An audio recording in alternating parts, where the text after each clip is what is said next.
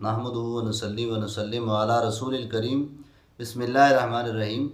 عزیز طلباء، اللہ تعالیٰ سے امید ہے کہ آپ بخیریت سے ہوں گے۔ آج 10 کلاس کی اسلامیات کا پہلا پیریڈ ہے، اور سب سے پہلے کہ میں لیکچر دوں اور میں کورس کے متعلق آپ کو تعارف کراؤں کہ اسلامیات کے کورس میں سورۃ الاحزاب، سورۃ الممتحنہ، 10 احادیث نبوی صلی اللہ علیہ وسلم اور 5 موضوعاتی مطالعہ کے اسباق ہیں۔ سورۃ الممتحنہ کا جو نام ہے الممتحنہ، یہ اس سورت کے ساتھ نام کا جو ربط اور تعلق ہے وہ کچھ یوں اس طرح ہے کہ الممتحنہ کہتے ہیں یہ امتحان سے ہے، اور امتحان، آزمائش، جانچ پڑتال کو کہتے ہیں، اور یہ نام جو ہے اس سورت کے آیت نمبر 10 کے اندر موجود ہے، جیسا کہ اللہ تعالیٰ فرماتے ہیں یا ایھا الذین آمنوا اذا جاءکم المؤمنات مہاجرات فامتحنوہن۔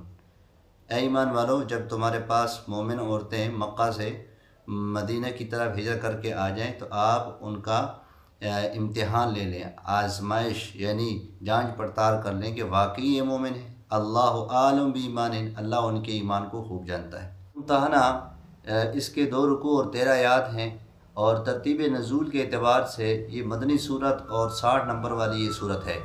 سورۃ ممتحنہ کا جو زمانہ نزول ہے یہ صلح حدیبیہ اور مکہ فتح ہونے کے درمیانی عرصے میں یہ صورت نازل ہوئی۔ اس کا شان نزول کچھ اس طرح ہے کہ نبی کریم صلی اللہ علیہ وسلم کو خفیہ طور پر یہ اطلاع ملی کہ عنقریب کفار مکہ مدینہ پر چڑھائی کر کے حملہ کرنے والے ہیں، تو لہٰذا نبی کریم صلی اللہ علیہ وسلم نے صحابہ کو جمع کیا اور مشورہ کیا کہ کیا کیا جائے۔ تو یہ ڈیسائیڈ ہوا کہ فتح مکہ یعنی مکہ کو فتح کرنے کے لیے حملہ کریں گے۔ تو ایک صحابی تھے جس کا نام تھا حاطب ابن ابی بلتع، یہ یمن کا رہنے والا تھا، وہاں سے ہجرت کر کے یہ مکہ آ گیا اور مکہ مقیم ہو گیا۔ تو وہاں سے مکہ سے پھر اس نے مدینہ ہجرت کی، جس طرح دیگر صحابہ اکرام نے نبی کریم صلی اللہ علیہ وسلم کے ساتھ ہجرت مدینہ کی تھی۔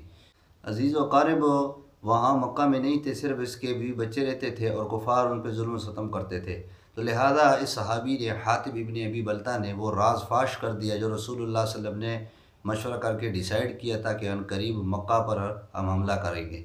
تو ایک عورت تھی جس کا نام مغنیہ عورت تھی اور اس کا نام سارہ تھا، اور اسے یہ خط دے دیا، اور خط میں یہ لکھا کہ یہ راز یعنی میں آپ کو بتا رہا ہوں کہ عنقریب آپ صلی اللہ علیہ وسلم اور صحابہ پہ حملہ کرنے والے ہیں، لہذا احسان سمجھ کر اس راز کو اور بطور احسان سمجھ کر اس کے بیوی بچوں کو کچھ نہ کہا جائے۔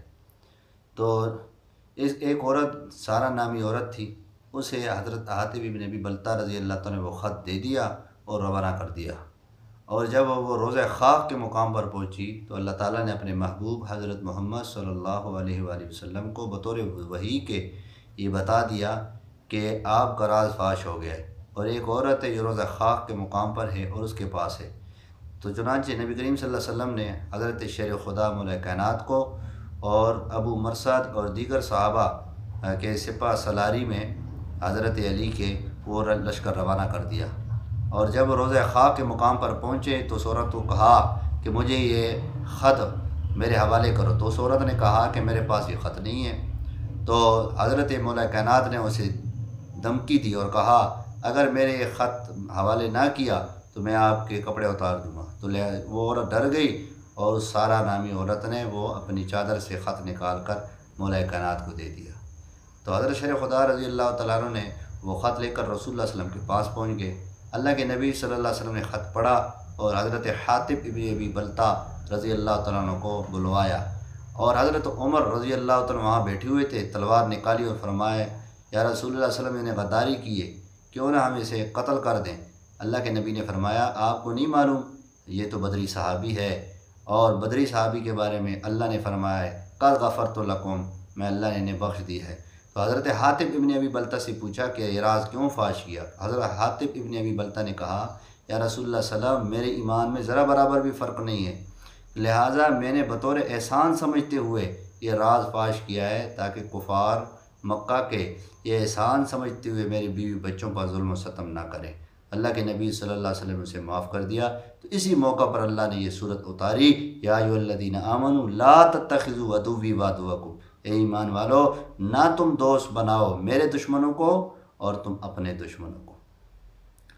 تو اس صورت میں ایک تو یہ بھی حکم آیا ہے کہ مومن عورتیں وہ کافر مردوں کے لیے حلال نہیں ہیں بلکہ حرام ہیں۔ اور اس صورت ممتحنہ کے اندر جو ہے نبی کریم صلی اللہ علیہ وسلم اللہ نے حکم دیا کہ آپ مکہ سے آنے والی عورتیں جو ایمان لے کر آئی ہیں ان سے بیعت لیجئے۔ وہ کچھ ان باتوں پر بیعت تھا کہ اللہ یشرکن باللہ، وہ شرک نہیں کریں گی، وہ اپنی اولاد کو قتل نہیں کریں گی، اور اپنے ہاتھ اور پاؤں سے بہتان نہیں باندھیں گی۔ تو آج کے لیے اتنا ہی کافی ہے، انشاءاللہ اس سے آگے پھر مزید پڑھیں گے۔ وآخر دعوانا الحمدللہ رب العالمین۔